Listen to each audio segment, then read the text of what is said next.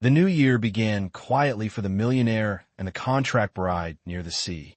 The new year does not arrive with noise. It arrives with light. Thin morning light slides across the cabin floor, stopping just short of the table. Ethan opens his eyes and knows immediately that something is different. Not because of sound, not because of movement, because the air in the room is occupied again. He sits up slowly. Clara is already awake. She is at the table, writing in a small notebook, her coat folded neatly beside her chair as if it has been there all night. She does not look up. She does not announce herself. She is simply there. Ethan stands without speaking. The cabin holds both of them in the same space for the first time since everything changed. Nothing is said, and somehow that is the loudest beginning possible. What happens when someone returns, but nothing is explained? The kettle is already warm. Ethan notices this as he steps into the kitchen, a detail that lands softly but does not disappear. Clara closes the notebook and sets the pen down, aligning it with the edge of the table before standing. They move without coordination, yet without collision. Ethan pours coffee into one cup, then pauses. He reaches for the second mug without asking. Clara takes it when he sets it down. Their fingers do not touch. The routine has returned. It does not fit the same way. They sit across from each other, steam rising between them. Clara takes a sip and sets the mug down carefully. Ethan watches the movement without appearing to. Neither asks where the other has been. Neither asks why. Clara opens her notebook again and writes a few lines. Ethan does not recognize the handwriting, but he recognizes the rhythm of it. When she finishes, she closes the book and slides it slightly away from herself. Ethan waits a moment, then pulls a different notebook toward him. He writes on a separate page, not looking at what she wrote, not angling his body toward hers. 2 mornings. 1 table. No shared page. Breakfast is simple. They eat slowly, as if time is stretched overnight. No one reaches for a phone. No one fills the quiet. The silence does not ask to be solved. Outside, the light brightens. After the plates are cleared, neither stands right. Away. They remain seated longer than necessary, hands resting where they fell, eyes moving occasionally, but never meeting for long. Ethan shifts slightly, as if about to speak. He stops. Clara looks up then, waiting without prompting. The moment passes. She looks back down. The question remains where it formed. Later, Ethan notices something small. Clara has placed her bag near the wall, in the same spot she used before. Not unpacked, not closed, as if its status is undecided, as if it has not been asked to commit yet. He notices and does not comment. Clara notices the opposite. The cabin is orderly again, but one space has been left intentionally empty. Not forgotten. Preserved. She does not ask about that either. The morning moves on. They remain in the same room, each doing very little together. No tensión. No worms. Just proximity that does not demand explanation. The new year has begun. Quietly. And in the absence of questions, something else takes hold. Not certainty, but the fragile possibility that what was left unfinished might still be present, waiting for the right moment to be acknowledged. The morning continues without announcing its direction. After breakfast, Ethan moves first. Not away, just slightly to the side, creating a narrow path through the cabin that Clara does not immediately follow. He opens a window for air, then closes it again when the cold presses in too quickly. Clara watches, then stands. They begin doing the same things at the same time. Not together. Not apart. Ethan wipes the table. Clara rinses the cups. He aligns the books on a shelf. She folds a towel that does not need folding. The motions are familiar enough to feel rehearsed, yet the timing never quite matches. This is new. Before, one would wait. Now neither does. The routine has returned, but the rhythm is slightly off. Outside, Ethan puts on his coat. He reaches for the spare one automatically, then stops. He leaves it hanging. Clara notices, but does not comment. She steps outside with him anyway, pulling her sleeves down against the cold. They walk toward the edge of the trees, the ground firm beneath their steps. Their pace settles without discussion, not because it is shared, but because neither corrects it. At the point where Ethan usually turns back, he keeps going. Clara slows. Not enough to stop him. Enough to be noticed. Ethan continues for a few steps, then stops and turns around. Clara is standing still, looking ahead rather than at him, as if waiting for something to pass. They do not explain the pause. They turn back together. Inside the cabin, the air feels denser, as if the walk has rearranged it. Clara places her notebook on the table and opens it, then closes it again without writing. Ethan notices the movement out of the corner of his eye. He reaches for his phone.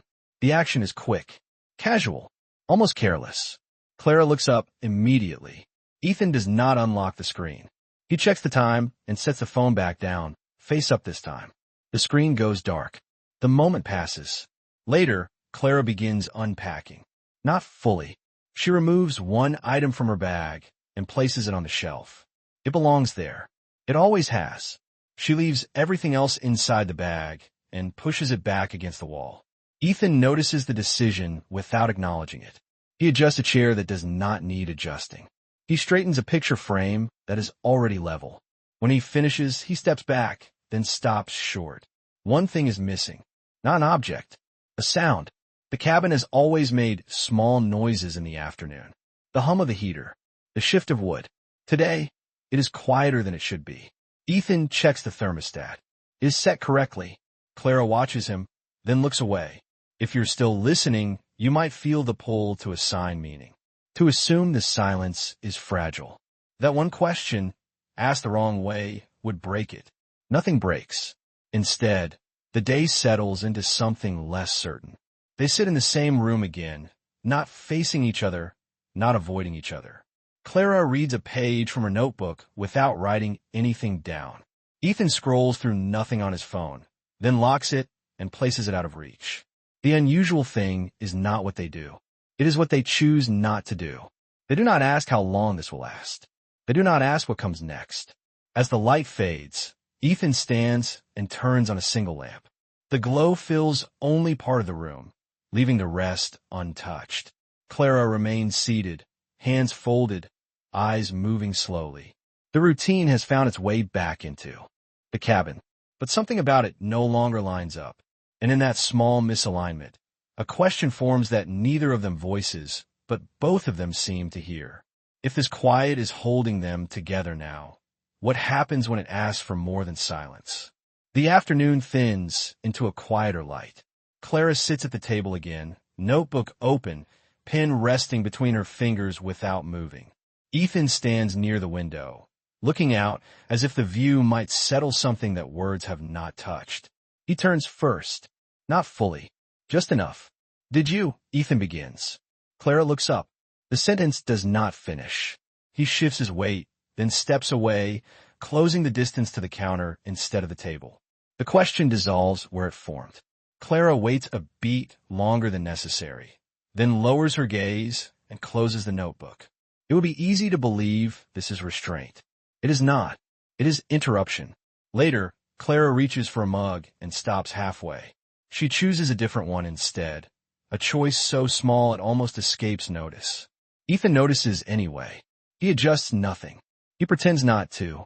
They move through the cabin in overlapping paths that never quite cross. When one turns, the other pauses. When one pauses, the other continues. The rhythm feels intentional, like something learned quickly under pressure. Outside, the light shifts again. Ethan opens the door and gestures toward the porch. Clara follows without asking where they are going. The air is colder now, sharper along the edges. They sit side by side, not touching, close enough to register heat. Ethan exhales once, slow and controlled. You do not have to stay, he says. The words are neutral, practical. Clara turns toward him, then back to the view. I know, she replies. The exchange lands cleanly, almost satisfying. It sounds like understanding. It is not. If you're listening closely, you might think this is clarity, that the boundary has been drawn, that the terms are clear, that the quiet has been named. But the cabin does not respond the way it should if that were true. Inside again, Clara removes one more item from her bag and places it beside the first. Not arranged, just set down. She closes the bag halfway and leaves it that way. Ethan notices the partial closure. He opens a drawer and removes a folded paper, then stops. He leaves it where it is, drawer open, as if inviting the room to notice what he is not ready to handle. The afternoon continues without resolving either gesture. At some point, Ethan checks his phone again. This time, he unlocks it. Clara hears the sound and looks up. He reads a message, then another, then locks the screen and places the phone back down. Face down, Clara's attention does not return to her notebook. She watches him for a moment longer than before, then speaks. "You look tired," she says. Ethan nods. "I am fine." The words are accurate. They are also insufficient.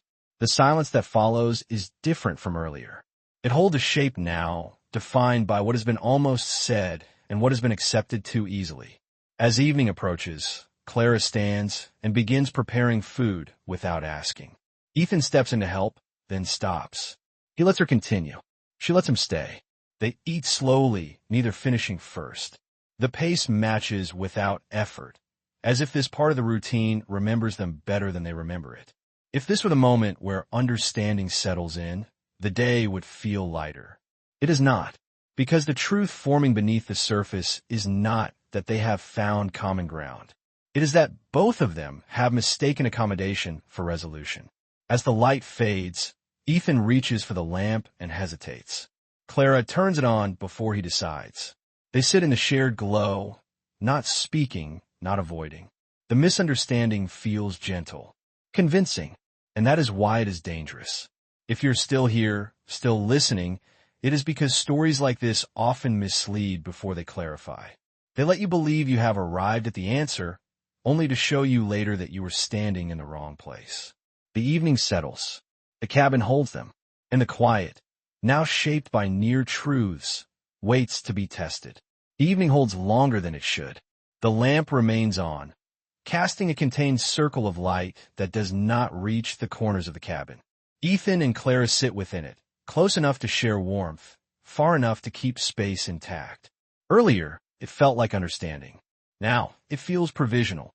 Clara reaches for the notebook again and opens it, then pauses before the page. She does not write. She closes it and sets it aside, as if the act itself has changed meaning. Ethan notices. He stands and moves toward the window, then stops halfway. He turns back, adjusting the chair he does not sit in. The movement suggests intention. It is not a complete one. Outside, the wind shifts. Inside, the quiet tightens. "You do not have to stay," he said earlier. It sounded generous. Now it sounds incomplete. Clara stands and begins clearing the table, not because it needs clearing, but because the space between them has begun to feel crowded. She stacks the dishes neatly, then leaves them by the sink without washing them.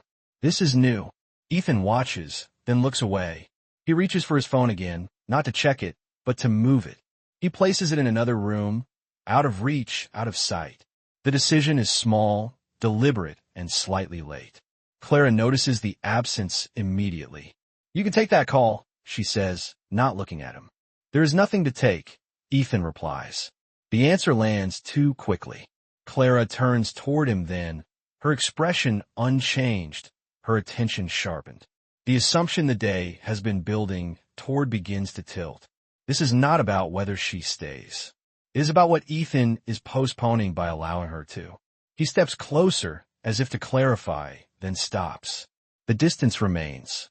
They both look toward the door, not because either intends to leave, but because it has quietly become part of the conversation. Inside the cabin, a subtle imbalance settles. Clara returns to her bag and removes another item, placing it beside the others. The gesture looks like commitment. It is not. She leaves the bag open, its contents still visible, still undecided. Ethan notices the pattern and realizes he has misread it. He thought her return meant something had been resolved. It has not. It has been delayed. Later, Ethan pours water into a glass and sets it down without drinking. He pours another and hands it to Clara. She accepts it, then sets it aside as well. Neither drinks. If you're still listening, you might feel the shift. The place where the story begins to resist the interpretation it invited earlier. Where quiet stops feeling safe and starts feeling strategic. Clara sits back down, folding her hands in her lap. "You do not have to explain," she says. Ethan nods. "I know." The exchange feels settled. It is not. The violation is subtle, but clear. What the day suggested was reconnection. What the evening reveals is avoidance in a different shape. The cabin does not soften around them. It holds firm, unchanged by their restraint. Ethan turns off the lamp. The room darkens evenly, removing the illusion of shared space. They remain seated, outlines visible, faces less so. If this were a story about reconciliation, the light would have stayed on. Instead, the darkness levels everything. The quiet stretches, no longer gentle. The assumption that silence means safety has been overturned. And while nothing has been said, something has been unmistakably undone. The evening ends without resolution. Not because it is coming later, but because it was never what this moment was meant to provide. Morning returns with a steadier light. Not brighter, just more certain. Ethan wakes first and stays where he is for a moment, listening to the cabin hold its shape. When he stands, Clara is already awake, seated near the window, hands resting in her lap. She does not look at him right away. They begin the day without agreement. Coffee is made. Water is poured. The routine resumes with enough familiarity to answer a question the night left behind. They can function like this. That is the first answer. They eat slowly. Neither rushes. Neither avoids. The silence is workable, shared but not merged. It does not demand explanation. If you have been listening closely, you might feel relief here. A sense that whatever tension existed has softened. That the return itself was the resolution. It is not. After breakfast, Ethan gathers a few things from the counter and moves them aside, creating space. Clara notices and follows, placing her notebook down where the light falls best. They settle into separate tasks in the same room. This works too. That is the second answer. The cabin accepts their arrangement without resistance. The heater hums. The floor settles. The morning moves forward, unremarkable and intact. Then the logic shifts. Ethan reaches for his phone. Not quickly, not furtively. He unlocks it and begins reading messages he ignored the day before. Clara hears the sound and looks up, expecting interruption. There is none. Ethan does not step away. He does not lower his voice. He reads, responds to one message with a single sentence, then locks the phone and sets it down. Face up. This is new. Clara watches him for a moment longer than before. "You are staying," she says. It is not a question. Ethan nods once. "For now," he replies. The answer lands cleanly. Practical. It feels like progress. It is not, because the truth emerging is not about where Ethan is. It is about what he is able to manage without changing anything else. Later, Clara steps outside alone. She does not announce it. She does not put on her coat immediately. She returns a few minutes later with colder hands and steadier breath. Ethan notices the absence only after she is back. That works too. The routine expands to include separation without rupture. Each of them moves independently, trusting the cabin to hold the space between them. This is the new logic. They can coexist without confrontation.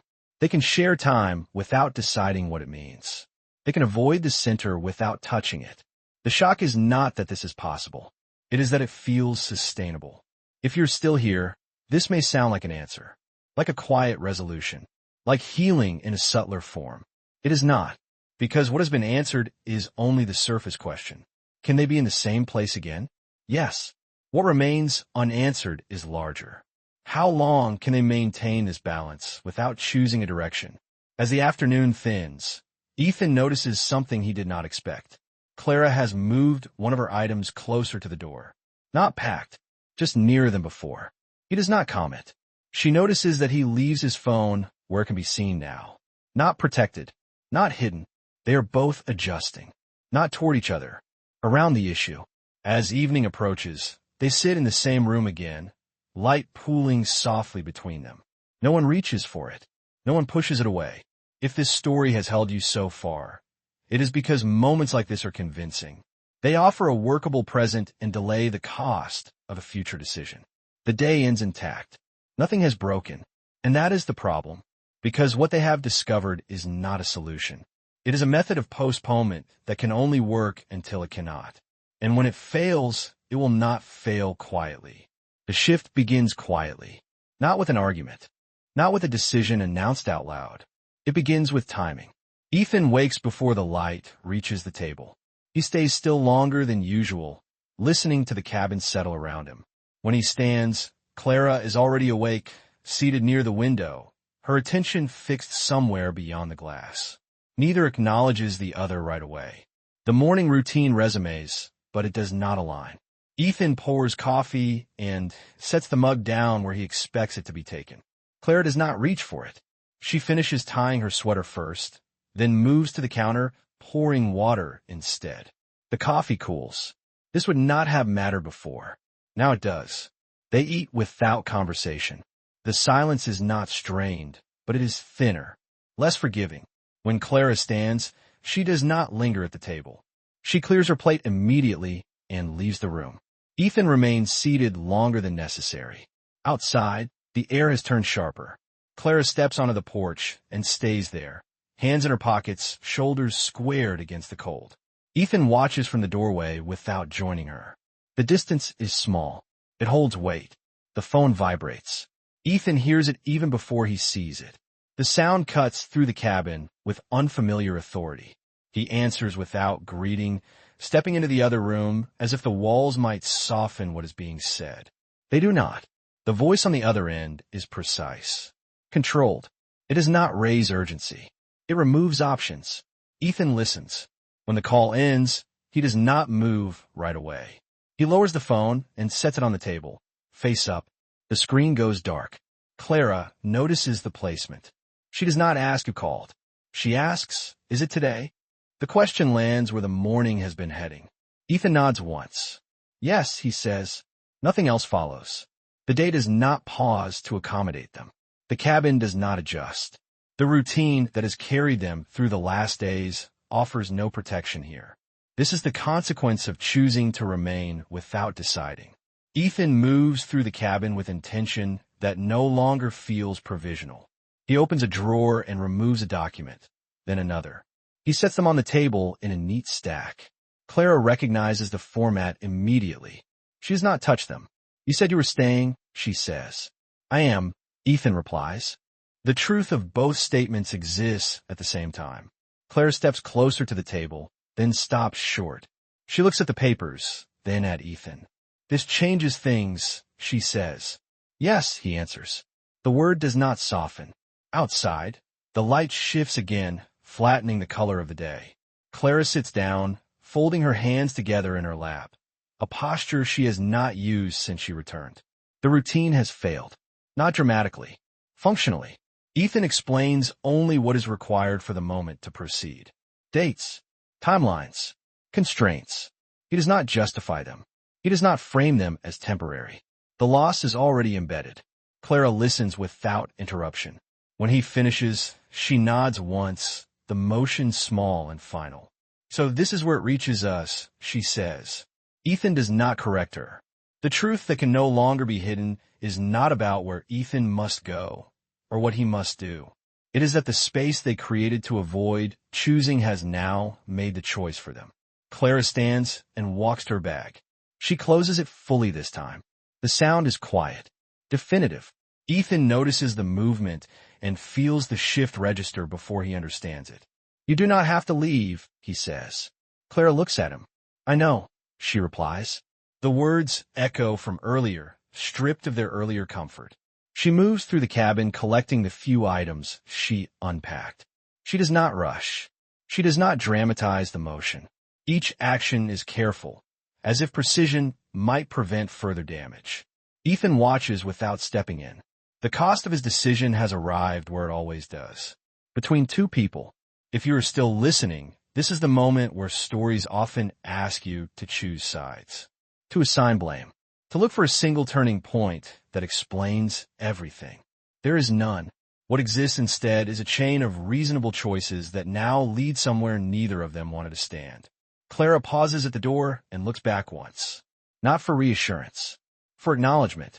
Ethan meets her gaze. "I did not plan this," he says. I know, Clara answers. That does not change the outcome. She opens the door and steps onto the porch, then stops. The cold catches her breath for a moment before she steadies. Ethan does not follow her outside. He remains where he is, hands at his sides, the table between him and the stack of papers that made this unavoidable. The cabin feels larger without her inside it. Not emptier, exposed. The routine that once held them now lies dismantled, its usefulness exhausted. If this moment resonates, it is because it reflects a truth that arrives quietly in real lives. That some decisions do not announce their cost until they collect it. Clara closes the door behind her. The sound is soft, irreversible. Ethan remains in the cabin, no longer sheltered by indecision. Whatever comes next will not be about maintaining balance. It will be about living with what that balance delayed. The cabin does not return to silence right away. After the door closes, the air keeps moving, as if the space is adjusting to the absence it has just accepted. Ethan stands where he is, listening to sounds that no longer belong to anyone. He does not follow her. That choice settles first. He moves through the cabin slowly, not searching, not avoiding. He straightens a chair, then leaves it where it ends up. He rinses a mug that has already been cleaned. The motions are careful, restrained, as if too much intention might make something irreversible. Outside, Clara's footsteps fade. Ethan does not count them. He sits at the table again, facing the stack of papers he did not move when she left. They are still aligned, still waiting. He reaches for them, then stops, hand hovering just above the surface. If he touches them now, the next steps will follow without resistance. If he does not, they will still follow. This is the problem. There is no version of this moment where he keeps everything. The phone vibrates again. Ethan looks at it without picking it up. The sound repeats, then stops. A message replaces it.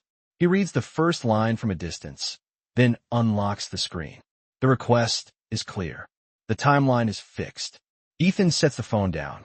He stands and walks to the window, looking out at the line where the trees thin and the path disappears. Clara is no longer visible. The porch is empty. He could go after her. He could let her go. Neither option protects what they had. He returns to the table and finally picks up the papers. The weight is familiar, heavier than it looks. He flips through the pages without reading them closely. The language is precise, final. He sets them down again. If you're still listening, this is the moment where many stories offer a decisive turn. A bold action, a declaration. This story does not. Instead, Ethan reaches for a pen and signs one page. Not all of them, just one. The choice is incomplete by design. Later, he packs a small bag. Not everything, only what he needs for one night. He leaves the rest untouched, as if committing fully in either direction would close something he is not ready to close. The cabin watches him do this without interference. Before leaving, Ethan pauses in the doorway. He looks back once, not to remember, but to measure what remains. The table, the chair, the place where Clara sat. Nothing has moved. That is what makes it difficult. He steps outside and locks the door, then stops and unlocks it again. The keys remain in his hand longer than necessary before he pockets them. The drive is short. The decision is not. When Ethan returns later, the cabin is dark. He turns on a single light and sets his bag down by the door, not carrying it farther in. He checks his phone. No new messages. He sits on the edge of the bed and removes his shoes, then leaves them there instead of putting them away. He does not lie down. This is the cost of choosing without resolution. He has protected the structure of his life. He has lost the certainty of his place inside it. Somewhere else, Clara is making her own adjustments. Ethan does not know what they look like. He does not try to imagine them. The distance is now real. If you have stayed with this story, it is because this moment feels familiar. The place where doing the responsible thing and doing the honest thing no longer overlap. Ethan remains in the cabin that night, not because it is safe, but because leaving it entirely would make the choice final. He sits in the quiet and lets it press back. There will be consequences either way. The difference now is that he will have to live with them awake. Morning does not wait for certainty. Light enters the cabin evenly, revealing what was left unfinished the night before. Ethan stands where he slept sitting up, shoes still by the bed, bag untouched near the door. The quiet has weight now, not absence. Pressure. He moves toward the table. The papers are still there. He does not read them again. He opens his laptop. The screen brightens the room in a way the lamp never did. The cursor waits. Ethan places the sign page beside the keyboard, aligning the edge with care that feels deliberate. Outside, a car passes on the distant road. The sound fades quickly. Ethan types. Not fast, not slow. When the document is attached, he pauses. His hand rests on the trackpad longer than necessary. The moment stretches without sound. Then he clicks. The send confirmation appears and disappears. Nothing dramatic follows. That is how irreversible things usually happen. The truth moves faster than he does now. His phone vibrates. Once, then again. Ethan looks at the screen. A notification banner slides into view. Not from the board. Not from the office. From Clara. A missed call. He does not return it immediately. He closes the laptop and stands, walking to the window. The porch is empty. The path beyond it holds no footprints that feel recent enough to follow. The truth that can no longer be hidden is not in the document he sent. It is in what he chose not to interrupt. When he finally picks up the phone, the call does not connect. He listens to the recorded tone until it ends. He lowers the phone and sets it down, face up. He leaves it there. A knock comes at the door. Ethan turns. The sound is measured. Not urgent. Certain. He opens the door.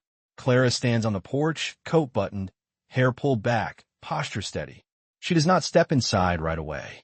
Her eyes move past him, registering the light, the table, the laptop. You sent it, she says. It is not a question. Ethan nods. Yes, he answers. The air between them changes immediately. Not colder. Clearer. Clara steps inside. She does not remove her coat. The truth settles into the room with them. Not as accusation. As fact. You could have waited, she says. I could not, Ethan replies. They stand there, facing each other, the space measured and exact. The cabin holds the moment without offering shelter. Clara walks to the table and touches the edge of the laptop, not opening it. She looks at the sign page, then at Ethan. So this is the order, she says. Ethan does not argue. This is the action that cannot be undone. Not the signature. The sequence. Clara nods once, as if confirming something she already suspected. She reaches into her bag and removes a folded document of her own. She sets it on the table beside his. The paper is thinner, simpler. The truth it carries is heavier. Ethan recognizes the format immediately. He does not touch it. You did not ask, Clara says. I know, Ethan replies. She exhales once, controlled, then straightens. There is nothing left to wait for, she says. The words are calm. Final. Clara turns toward the door, then pauses. She looks back at Ethan one last time, not searching his face, not demanding reassurance, just acknowledging the end of something that tried to survive on silence. Ethan remains where he is. I meant what I said, he tells her. I know, Clara answers. The door closes behind her. The sound is the same as before. This time, it lands differently. Ethan stands alone in the cabin, the truth fully exposed now. Not because it was spoken, but because it was enacted. There will be no returning to routine after this. No version of the quiet that pretends safety. The laptop remains open. The phone remains face up. The papers remain on the table. Everything is visible. Everything is real. The cost has been paid, and whatever order comes next will not be built on avoidance. The cabin settles into a different pace. Not slower, not faster. Defined. Morning returns without ceremony. Light spreads across the table where papers once waited for permission. They're gone now. The laptop is closed. The phone remains where it was left, face up, silent. Ethan wakes with the room already awake around him. He stands and makes coffee. 1 cup. He pours carefully and sets it down, then sits. The chair does not scrape this time. The routine has adjusted itself. Outside, the air is clearer than it has been in days. The porch holds no footprints that suggest hesitation. Ethan steps out and closes the door behind him, not locking it. He breathes once and lets it pass. When he returns inside, He opens a window and leaves it open, accepting the cold as it enters. The heater remains off longer than usual. He writes a short note on a blank page. Not an explanation, not an apology, just an acknowledgement that the cabin will be empty later than planned. He folds the paper and places it by the door. This is not repair. It is alignment. The day moves forward with tasks that do not pretend to mean more than they do. Ethan sorts what remains. He packs some items and leaves others where they are. He does not try to erase presence. He does not preserve it either. At midday, he steps outside again and walks the path until it thins. He stops where he usually stopped before Clara returned, noticing the point without assigning it weight. He turns back on his own. The choice is complete. Back inside, the cabin feels smaller. Not because something is missing, but because everything is visible. Nothing is postponed. Nothing is hidden behind silence. Ethan checks his phone and answers one message. He declines another. He schedules what must be scheduled and leaves the rest untouched. The order is new, but it holds. If you have stayed with this story, it is because this is the part that rarely receives attention. The aftermath that is not dramatic enough to demand applause, but too honest to ignore. Later, the door opens. Clara steps inside, not with urgency, not with caution. She removes her coat this time and hangs it by the door. She looks around, registering the changes without commentary. Ethan turns. They acknowledge each other with a nod.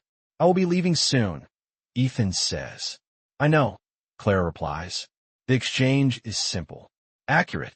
She walks to the table and picks up the folded note, reading it without reacting. She sets it back down where it was.